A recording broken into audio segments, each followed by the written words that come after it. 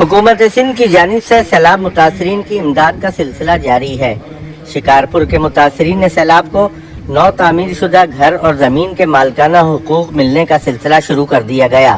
صوبائی وزیر توانائی امتیاز شیخ کی جانب سے شکارپور میں ایک تقریب کے دوران متاثرین سیلاب کو گھروں کے مالکانہ حقوق دیے گئے۔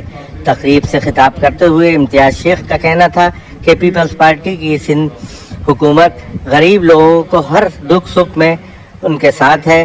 گزشتہ برس سیلاب اور طوفانی بارشوں سے جن غریب لوگوں کے گھروں کو نقصان پہنچا تھا، ان کی پھر سے آبادکاری کے منصوبے پر سابق صدر آصف علی زرداری اور چیئرمین بلاول بھٹو کی ہدایت پر تیزی سے کام جاری ہے۔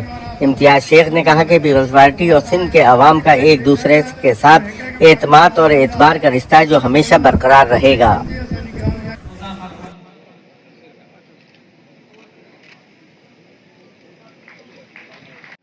مصروف ہے،